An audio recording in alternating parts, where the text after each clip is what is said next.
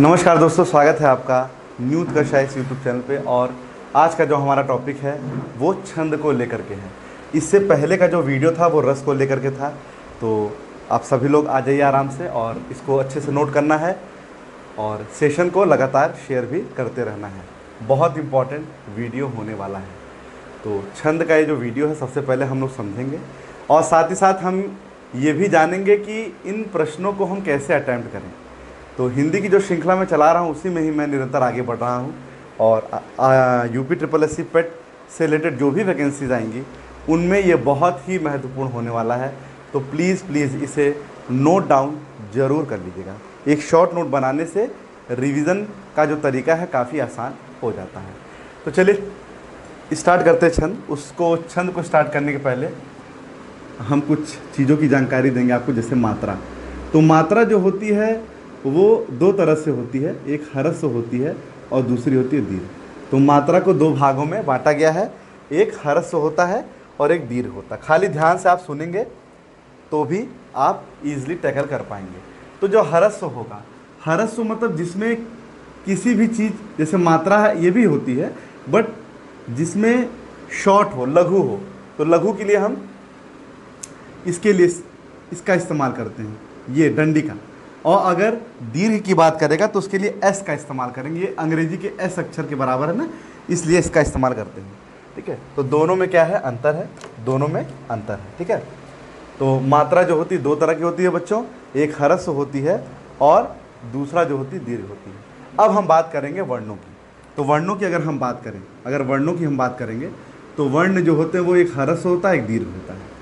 वर्ण भी, इनको भी हम दो भागों में बांटते हैं, एक ह्रस्व होता है और दूसरा क्या होता है, दीर्घ होता है। ठीक है, तो जो ह्रस्व होता है इसमें क्या क्या आता है, अ, ई, उ, री और चंद्र बिंदु, ये सब जो है ह्रस्व के अंतर्गत आते हैं। और अभी मैंने आपको बताया ह्रस्व का जो सिंबल होता है वो ये होता है। तो इसका मतलब आप समझ रहे हैं कि नहीं, मतलब कि अगर ये शब्द आएंगे तो वहाँ हम किन मात्राओं का इस्तेमाल करेंगे बच्चों, ये वाला ये मात्रा की, इस मात्रा का इस्तेमाल करेंगे। इसके कहने का मतलब ही यही है कि अगर ह्रस्व आएगा तो यहाँ पर हम इन मात्राओं का इस्तेमाल करने वाले हैं।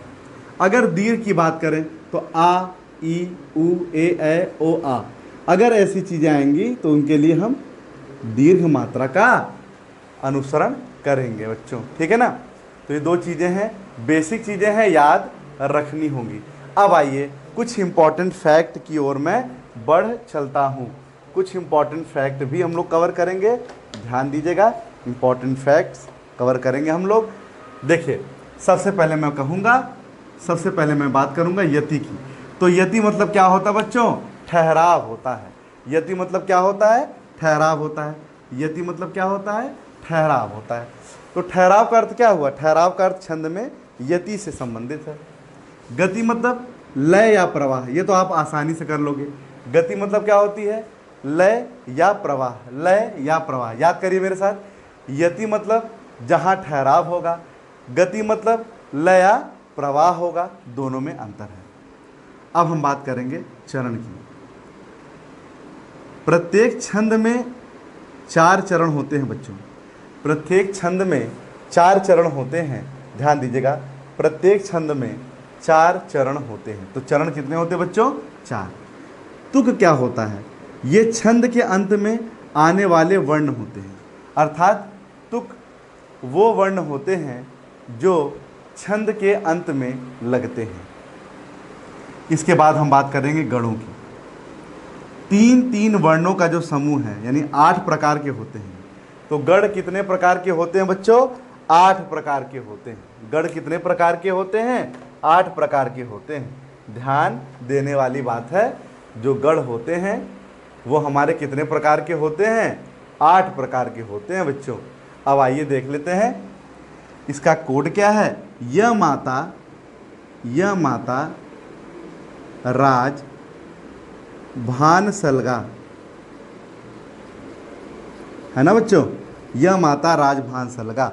यह माता, माँ तारा, ताराज, राजभा, राजभान और भानस। य माता राज भान सलगा, यह है तो यह पे ये मात्रा लग गई, अम्मा पे आ की मात्रा है तो ये लग गई, ता पे आ की मात्रा ये लग गई। इसी तरह से मातारा में देखिए तीनों पे ये हो गया, दीर्घ हो गया। क्यों हो गया? क्योंकि सब पे आ की मात्रा लगी हुई है। ताराज, ताराज में देखिए दो दीर्घ हो गया, एक क्या हो गया, हरस हो गया। तो यह माता राज सलगा। अब इसमें इंपॉर्टेंट क्या है बच्चों, गढ़ जो होते हैं कितने प्रकार के होते हैं? 8 प्रकार के होते हैं। कौन कौन से होते हैं? यह माता राजभान सलगा। मात्राओं को कैसे पुटअप करते हैं ये भी मैंने आपको बताया। वेरी इंपॉर्टेंट बच्चों। आगे बढ़ता हूँ, छंद की बात करेंगे। अब आते हैं छंद। तो छंद को 2 भागों में बांटा गया है, एक वर्णिक होता है, एक मात्रिक होता है। छंद 2 तरह के होते हैं, एक वर्णिक होंगे और दूसरे मात्रिक होंगे। एक वर्णिक होंगे और दूसरे मात्रिक होंगे। मात्रिक पहले, सबसे पहले मैं मात्रिक की चर्चा करूंगा बच्चों। मात्रिक को 3 भागों में बांटा गया है। मात्रिक को 3 भागों में बांटा गया बच्चों, सम, अर्धसम और विषम। सम, अर्धसम और विषम। तो सम में क्या क्या होता है? सम में चौपाई होती है, रोला होता है और हरि गीतिका होता है। सम में क्या क्या होता है बच्चों? चौपाई होता है, रोला होता है और हरि गीतिका होती है।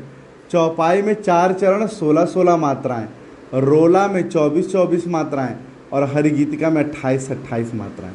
ये सभी बच्चों आप लोग लिख डालिए। लिख डालेंगे तो याद हो जाएगा, बहुत आसानी से याद कर लोगे। अर्धसम की मैं बात करूंगा, बरवे, दोहा, सोरठा, उलाला। बरवे, दोहा, सोरठा और उलाला ये अर्धसम है बच्चों। इन्हें क्या कहा जाता है? ये अर्धसम होते हैं। क्या होते हैं? अर्धसम होते हैं। तो पहले और तीसरे में 12-12 मात्राएं। बरवे वही होगा जहां 12-12 पहले तीसरे में, दूसरे चौथे में 7-7 होती हैं। दोहा वही होगा जिसके पहले तीसरे में 13-13, दूसरे चौथे में 11-11। सोरठा वही होता है जिसके पहले तीसरे में 11-11, दूसरे चौथे में 13-13। उलाला वही होता है जिसके पहले और तीसरे में 15-15 और दूसरे चौथे में 13-13 मात्राएं होती हैं बच्चों। आई बात समझ में? आगे बढ़ता हूँ। विषम की बात मैं करूँगा बच्चों। विषम की बात करते हैं और विषम में कुंडलियाँ होती हैं और छपय होता है। विषम में क्या होता है? कुंडलियाँ होती हैं और छपय होता है। तो कुंडलियों में 2 दोहा 4 रोला यानी 6 लाइन चलती हैं। कुंडलियों में बच्चों 2 दोहा और 4 रोला कुल 6 लाइन चलती हैं। छपय में 4 रोला और 2 उलाला, कुल मिला के 6 लाइन इसमें भी चलती हैं। तो क्या पता चला?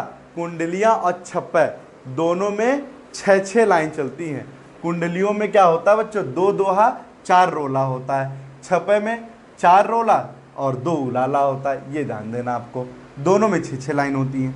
अब आइए एग्जाम्पल भी देख लेते हैं। इसका एग्जाम्पल देख लिया जाए। देखिए, बड़ा हुआ तो क्या हुआ जैसे पेड़ खजूर। बड़ा हुआ तो क्या हुआ बच्चों? जैसे पेड़ खजूर। अब ब पे कौन सी मात्रा होगी? हरस्व। बड़ा पे आ की मात्रा तो दीर्घ। हुआ ये तो दीर्घ, दीर्घ, हरस्व दीर्घ। जैसे में दीर्घ दीर्घ, पेड़ में दीर्घ हरस्व, खजूर में पहले मूल हरस्वर और उसके बाद दीर्घ स्वर फिर हरस्वर। बड़ा हुआ तो क्या हुआ? जैसे पेड़ खजूर। तो छंद का प्रयोग हम किस तरह से अपने एग्जाम्पल में करते हैं और किस तरह से हमने आज देखा आज की वीडियो में कि गढ़ 8 प्रकार के होते हैं बच्चों। यह माता राजभान सलगा। वीडियो कैसी लगी? लाइक शेयर सब्सक्राइब जरूर कीजिएगा और नोट डाउन जरूर कर लीजिएगा। नोट डाउन करने से काफ़ी आपकी प्रिपरेशन आसान हो जाएगी। छंद की वीडियो को नोट तब नहीं करेंगे, नोट नहीं बनेगी, तब तक याद नहीं होगा। प्रैक्टिस करते रहिए। मिलते हैं नेक्स्ट वीडियो में। अभी के लिए इतना ही। धन्यवाद।